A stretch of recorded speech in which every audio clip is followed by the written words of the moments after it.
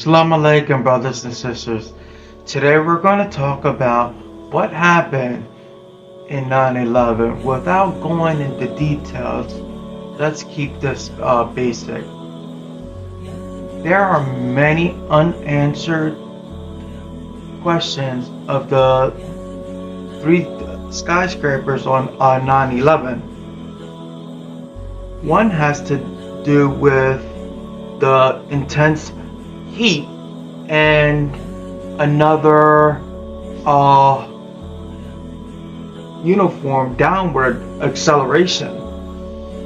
There's plenty of evidence of temperature high enough to melt steel, including molten sphere of iron. Melted steel full of holes in FEMA reported melted beams seen by NIST. Fused elements of steel and concrete, and many eyewitnesses. You see molten steel running down the channel rails. So the question is, what heat melted that steel off? To liquefy steel, but you can bend steel with your bare hands if it gets over like 1800 degrees. That's not very hot in the realm of, fire, especially when fueled by kerosene from jet fuel. I mean, it can compromise the integrity of any structure. Trust me. So he's very wrong. Question remains, where did the heat come from?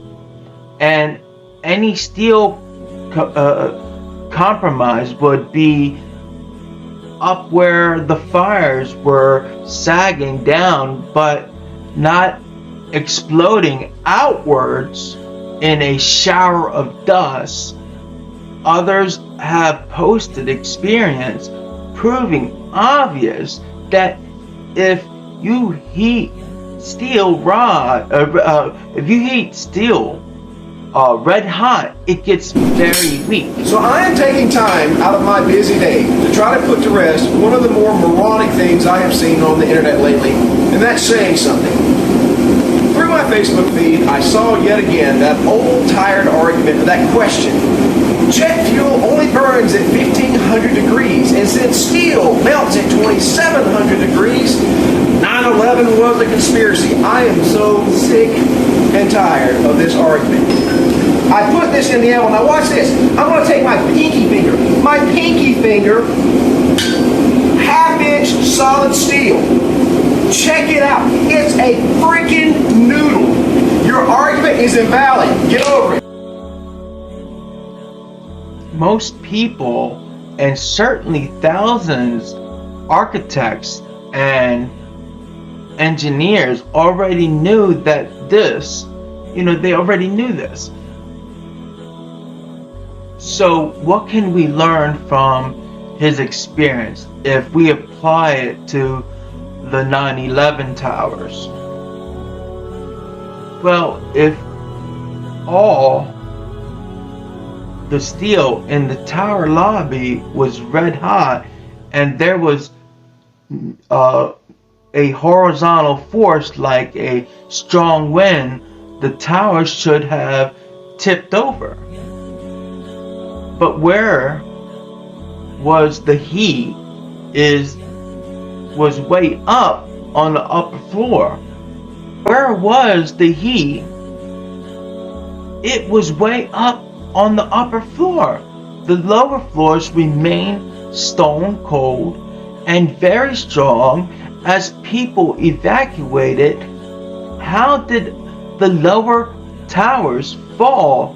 The upper floor is accelerated down into the larger, cold, stronger structure below, and the only force we are told that caused this remarkable motion was a downward from gravity alone. If you hold this up as a reason for conspiracy, you are a But what happened when the blacksmith applied a downward force?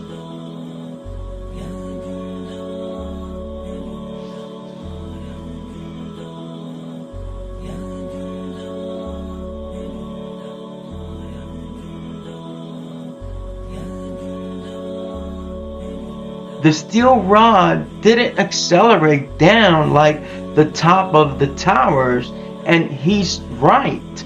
Obviously, it's not melted, but that's what the same jet fuel can't melt steel. It's all about those fires couldn't have melted that steel.